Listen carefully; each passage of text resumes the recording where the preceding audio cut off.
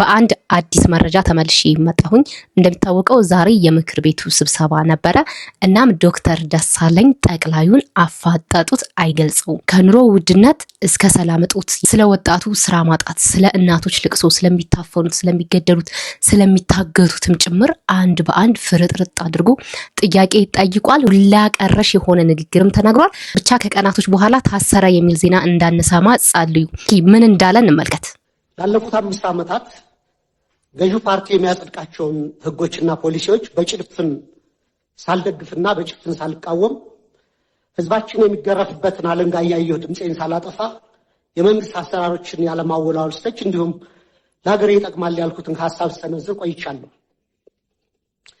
የዚህ የስልጣን ዘመን ትዕይንት መጋረጃ ከመዘጋቱ በፊት ግን የኢትዮጵያ ህዝብ ነባራዊ የኑሮ ሁኔታ፣ የየዕለት ተግዳሮትና ጭንቀት እንዲሁም ይህንን አስቸጋሪ የኑሮ ሁኔታ የወለደውን የመንግስትውን መዋቅራዊ ድክመት የዚህ ዘመን የማይታበል የታሪክ እውነት አድርጌ በታሪክ ፊት ለመመስከር እወዳለሁ። ይህንንም ለማድረግ ማጠቃለያ አስተያየቴና ጥያቄ እንደሚከተለው አቀርባለሁ። 1. የ5 ዓመቱ የኢትዮጵያውያን ተግዳሮቶች። ክቡር ጠቅላይ ሚኒስትር፣ ላለፉት 5 ዓመታት የኢትዮጵያ ህዝብ የከፈለው ዋጋ እጅግ የበዛና ከባድ ነው። እርስዎ ስልጣን ላይ ሲቀመጡ የገቡት የሰላምና የብልጽግና ቃል ኪዳን ነበር። በተግባር ግን ያየነው ተገላቢጦሹን ነው።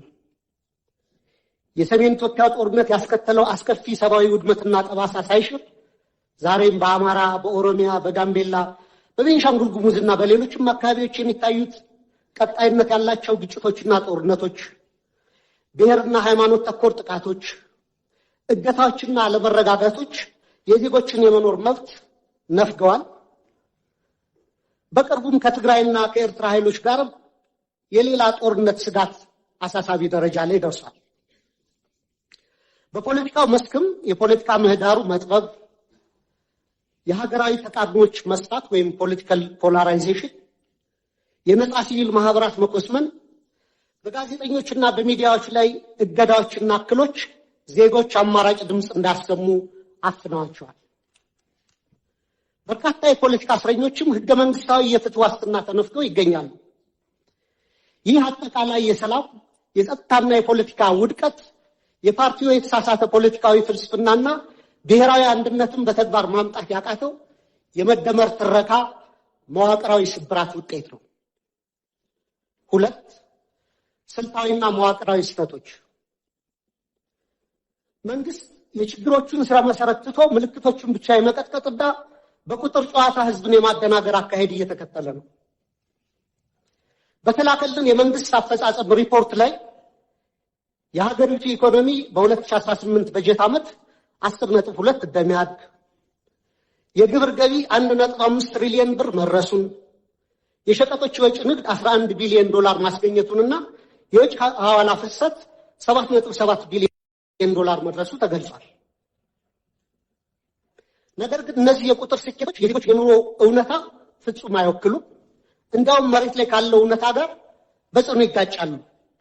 ምክንያቱም አንደኛ የኑሮ ውድነትና የዋጋ ግሽበት ከገቢያችን ጋር አልተመጣጠንም። ሪፖርቱ ውስጥ ከግንቦት 2018 ዓ.ም አጠቃላይ የዋጋ ግሽበት 13.4፣ የምግብ የዋጋ ግሽበት ደግሞ 15% ደርሷል ይላል። ይህን ግሽበት ለመደጎም መንግስት 379 ቢሊዮን ብር ማውጣቱ ቢገለጽም በተግባር ግን ባለፉት ዓመታት የተተገበረው የማክሮ ኢኮኖሚ ማሻሻያ ዝቅተኛውን የማህበረሰብ ክፍል ለከፋ ድህነት በዳረገበት ሁኔታ ላይ እንገኛለን። ማሻሻያውን ተከትሎ የመጣው ሰማይ የነካ የዋጋ ግሽበት በሚሊዮኖች የሚቆጠሩ ዜጎችን የመግዛት አቅም ሙሉ በሙሉ አሳጥቷል። ይህንንም ተከትሎ ቋሚ ደሞዝ የሚከፈላቸው የመንግስትና የግል ድርጅቶች ሰራተኞች፣ ዝቅተኛ ገቢ ያላቸው የከተማ ነዋሪዎች፣ አነስተኛ ነጋዴዎች፣ አነስተኛ ይዞታ ያላቸው አርሶ አደሮችና አርብቶ አደሮች ወገኖቻችን በስውር ረሃብ ውስጥ ወድቀዋል። የቤት ኪራይ ከአብዛኛው ዜጎቻችን ወርቃዊ ገቢ በላይ ሆኗል።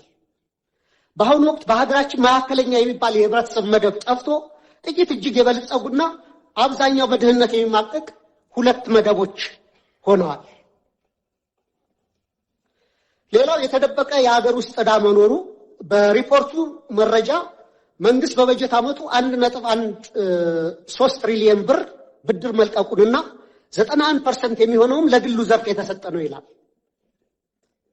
ክቡራን የብሔራዊ ባንክ ገዥና የፋይናንስ ሚኒስትርን በተደጋጋሚ ላለፉት ዓመታት መንግስት አንድም ሳንቲም የንግድ ብድር ኮመርሻል ሎን አልተበደረም እያሉ ይናገራሉ። ይህ የውጭ ንግድ ብድርን ብቻ ነጥሎ በማየት እውነታውን የማደብዘዝ አካሄድ ነው። መንግስቱ በግምጃ ቤት ሰነድ እና በሀገር ውስጥ የዕዳ ዋስትናዎች አማካኝነት ከሀገር ውስጥ ባንኮችና ተቋማት በቢሊዮኖች የሚቆጠር ብር እየተበደረ መሆኑንና ይህም የሀገር ውስጥ የዕዳ ሸክምን በከፍተኛ ደረጃ እንዳናረው እና የግሉን ዘርፍ ብድር እንዳጣበበው ለምን ተደበቀ? በየጊዜው በዚሁ ፓርላማ የምናጸድቃቸው በቢሊዮኖች ዶላሮች የሚቆጠሩ የእርዳታ ብድሮች ኮንሴሽናል ሎንስ ለምን በሪፖርቱ አይካተቱም? የዕዳው ምንጭና አይነት መለወጡ ዕዳው መኖሩን ያስቀራል ወይ? ሪፖርቱ አሁንም ድረስ ከግል ዩሮ ቦንድ ባለቤቶች ጋር ያለው ድርድር ስላልተቋጨ ሀገሪቱ በከፍተኛ የዕዳ ቀውስ ውስጥ ያለች ወይም ዴት ዲስትረስ መሆኗንም ይሸሽጋል። በእርግጥ ይህን ጥያቄ ካስገባሁት በኋላ አዲስ ዴቨሎፕመንት እንዳለ በሚዲያዎች ተገልጿል። ሌላው የትምህርትና የማህበራዊ ዘርፍ መውደቅ አለ። በሪፖርቱ ላይ 26 ቢሊዮን ተማሪዎች መመዝገባቸው በስፋት ቢወራም የ12ኛ ክፍል ማጠናቀቂያ ፈተና ከወሰዱ ተማሪዎች መካከል 50% እና ከዚያ በላይ ማምጣት የቻሉት 8.7% ወይም 50 ሺህ ተማሪዎች ብቻ ናቸው። ይህም የመንግስት ሕይወትን የትምህርት ጥራት መዋቅራዊ ኪሳራ የሚያሳይ ነው። ክቡር ጠቅላይ ሚኒስትር 8.7% የማለፍ ምጣኔ በየትኛውም ዓለም ታይቶ የማይታወቅ ወይም 92% የመውደቅ ምጣኔ ከፍተኛ የትውልድ ብክነት ወይም ጀነሬሽናል ካታስትሮፊ ነው። እኔ የህይወቴን ግማሽ ጊዜ በማስተማር ነው ያሳለፍኩት በተለያዩ ደረጃዎችና ኮመን የሚባል አባባል አለ።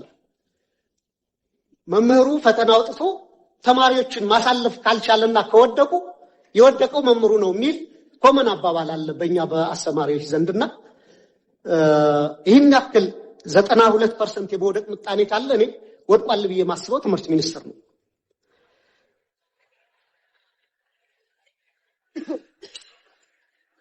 በዚህ ሁሉ ተስፋ አስቆራጭ ሂደት ውስጥ አልፈው ለሚመረቁ ወጣቶችም የስራ ዕድል የለም። ይባስ ብሎም ወደ 7 ሚሊዮን የሚደርሱ ተማሪዎች አሁንም ድረስ ከትምህርት ገበታቸው ተገልለው ይገኛሉ። ይህ 7 ሚሊዮን አሃዝ ከ20 በላይ የአፍሪካ ሀገራት እያንዳንዳቸው ካላቸው አጠቃላይ የህዝብ ቁጥር በላይ መሆኑንም ልብ ይሏል። ሌላው የሰብአዊ ቀውሶች ትኩረት አለመሰጠቱ ነው። መንግስቱ የመረጃ ማጥራት ስራ ሰርቻለሁ በሚል ሰበብ የሰብአዊ ድጋፍ ፈላጊዎች ቁጥር ከ27 ሚሊዮን ወደ 2.3 ሚሊዮን ወርዷል ይላል። ነገር ግን መሬት ላይ በጦርነትና በድርቅ ምክንያት የተፈናቀሉ፣ የዕለት ደራሽ እርዳታ ያጡ፣ ለቤተሰቦቻቸው ፍጆታ በቂ ምርት የማያመርቱ በሚሊዮን የሚቆጠሩ ዜጎች እያሉን ይህንን ቁጥር ወደ 2.3 ሚሊዮን ዝቅ አድርጎ ማቅረብ ፖለቲካዊ ቁጥር ማሳመር እንጂ የዜጎችን ነባራዊ ህይወት በተጨባጭ የሚያሳይ አይመስለኝም። እንደ WFP፣ ፋኦ፣ ፋሚሊ ኢርሊ ዋርኒንግ ኔትወርክ የሚያስቀምጡት ዝቅተኛ ግምት ከ15.8 እስከ 21.4 ሚሊዮን ኢትዮጵያ ከፍተኛ የምግብ እጥረት ውስጥ እንደሚገኙ ነው። መንግስታዊ ካልሆኑ ድርጅቶች ጋር በተያያዘም የእርዳታ እህል አቅርቦት እንዳያከፋፍሉ በመንግስት መከልከላቸውና ወደ ጥሬ ገንዘብ ድጋፍ ወይም ካሽ ትራንስፈር እንዲያተኩሩ ብቻ መገደዳቸው ተገልጿል። ይህም በገበያ ላይ ካለው የዋጋ ግሽበት አንጻር በርካታ ቤተሰቦችን ለከፋ የምግብ ዋስትና እጥረት የሚዳርግ ነው። የዓለም አቀፍ የገንዘብ ድርጅት እና የዓለም ባንክ በርካታ ገንዘብ ዶላር ወደ ኢትዮጵያ ኢኮኖሚ ኢንጀክት እያደረጉ ነው፣ ፓምፕ እያደረጉ ነው። ይህ መግባቱን ተከትሎ ደግሞ የመጣው ጊዜያዊ የማክሮ ኢኮኖሚ መረጋጋት ታይቷል። እሱ ጥሩ ነው። የፎሬን ከረንሲ ሪዘርቭ ማደጉ የማክሮ ኢኮኖሚ አመላካቾችም በተወሰነ ደረጃ መረጋጋት ማሳየታቸው መልካም ጅማሮ ቢሆንም የተገኘው ለውጥ የኢትዮጵያውያንን ሕይወት በተግባር ካልቀየረ ዘላቂ ትርጉም አይኖረውም። የችግሮቻችን ስረ መሰረት ችላ በማለት በጊዜያዊ ማስታገሻዎችና በፎሬክስ ክምችት እድገት ትረካ ብቻ ሀገር ረጅም መንገድ መውሰድ የምንችል አይመስለኝም።